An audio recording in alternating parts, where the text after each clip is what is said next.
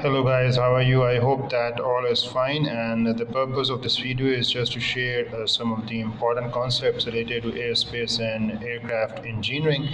And the topic is just from the previous video, which was about the steady coordinated slip without the slip, and also that was at beta is equal to 0.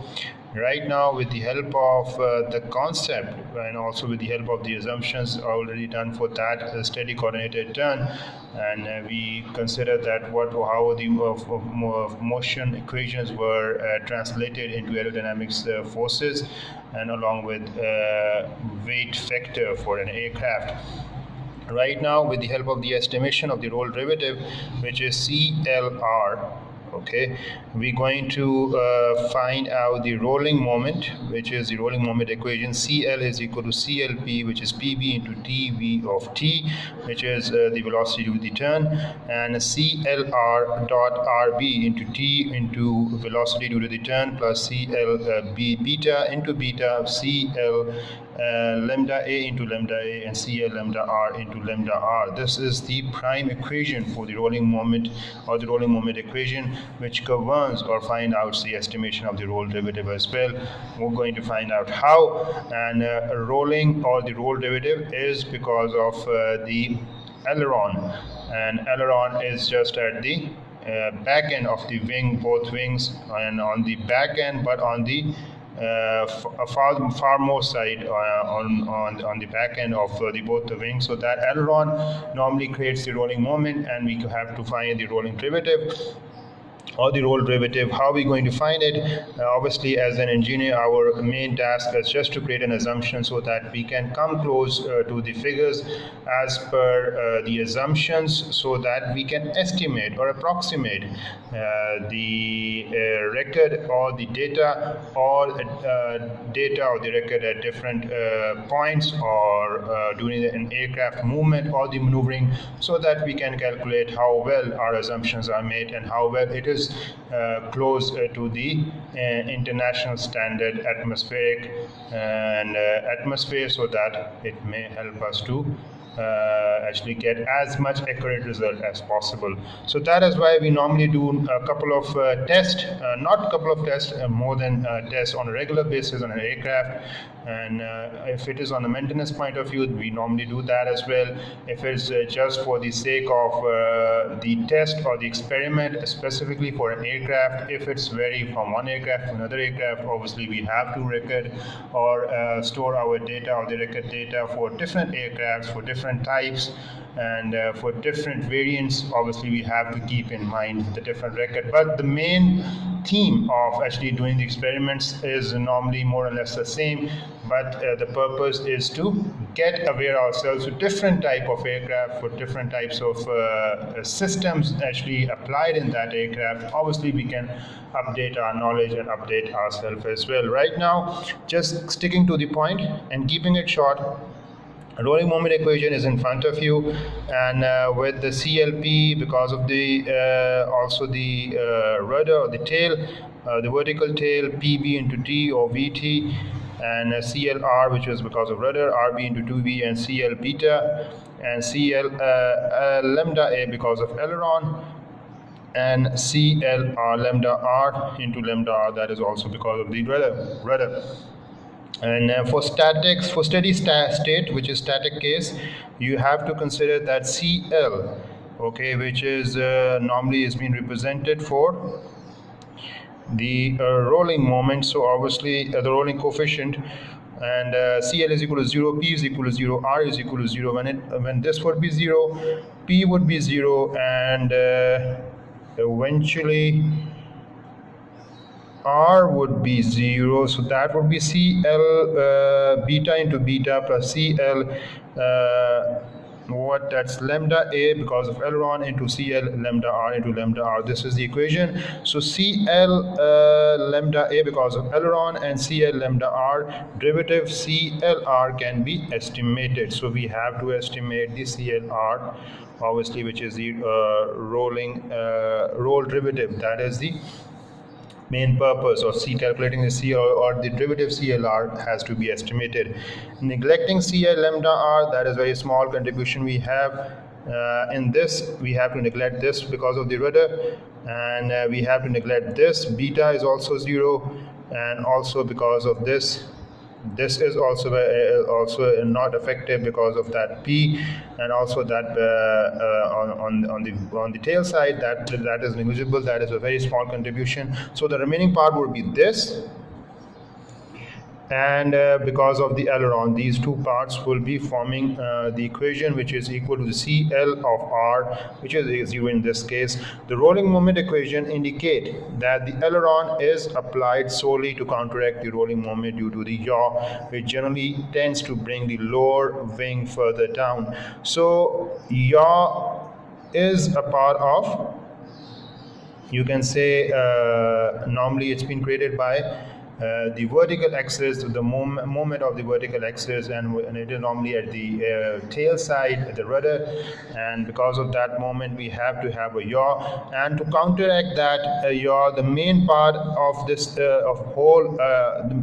dominating part is aileron, which normally counteract the raw or the yawing movement or the yaw or the rolling moment due to the yaw, and that is why the rolling moment of yaw, okay, and which is normally also present at the aileron stage as well, at the wing stage as well, because as I said, it is normally aileron is just bring the lower wing further down. Obviously it is at the back end further further right and further left at the back end of the two wings, so obviously it may help us to get the wing further down.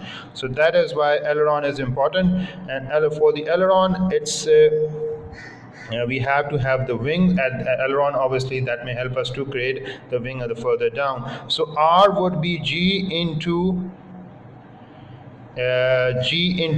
phi over u. We in the previous actually section or the previous video we have calculated this whole for the steady coordinated turn we calculated this R, okay, and we calculated G and phi and u as well, but just to replace it by Vt, because obviously it is the velocity to the turn, we have to replace it by this, and as it mentioned in this and the next line as well, substituting this CL beta plus CL, that is not beta, obviously that is the case, because we have to place the R, which is G phi over Vt b into 2V of t plus CL of lambda A into lambda A is equal to 0, which is here it is CL of R. That is our main purpose of calculating the CLR, okay.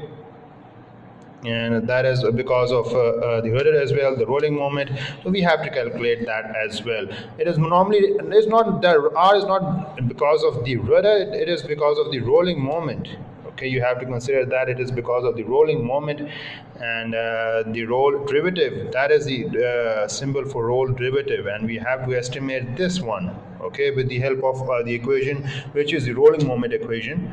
Okay, the dominating equation is rolling moment. With the help of rolling moment we're going to calculate the roll derivative, okay, and the roll derivative is normally at the aileron, which is at the wing, and because of that aileron, because of that roll, we have calculated the what we have in the last video, we have calculated the steady coordinated turn, and most of the part was because of the wing.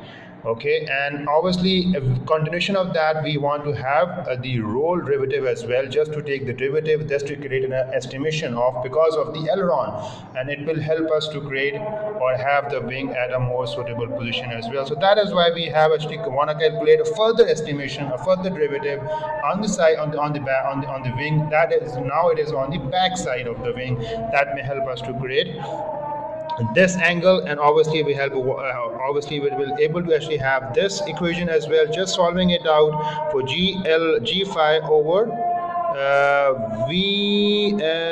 G phi over 2 into P into V or Vt of square, and minus CL of lambda A into lambda A, just subtracting over there, and we are just moving it out G alpha or what, it's lambda A by alpha, just solving it out for lambda A, lambda a alpha will be over here, and we get the relationship of 1 over v t square, which is directly proportional. So when we're going to change the lambda a because of the aileron, the velocity will need to be at a very high value so that this equation or the value of this will be very small. So that is why it is normally the inversely proportional. So at the higher speed, the deflection because of the aileron will be very small. So for that reason, we have to have a rolling moment. That is why we have created CL of R. Okay, just to actually maintain the aircraft at a steady static position, obviously, and to maintain the lateral and directional stability as well, which is the main part of and under this static and electric direction stability, we have calculated the steady coordinated turn as well without any slip, and also we have calculated this roll derivative as well, which is the part of the wing, and aileron, which is the part of the wing, creating further estimation, further stability, lateral and directional stability as far as the movement or the maneuvering of the aircraft is concerned. So when we're going to end it, further flight test, just to keep in mind, flight test to estimate a roll derivative, which is CL of R. Step 1, record the takeoff weight of the aircraft. Okay, record the takeoff weight of the aircraft. Number 1 is this. And record the takeoff weight of the aircraft. First of all, you have to record the takeoff weight and note down the velocity, altitude h, and aileron deflection lambda a, and roll angle phi during steady coordinated turn maneuver. Obviously, you just have to have different instruments for these calculation, and we can calculate the velocity with the help of the air speed indicator, and we have the different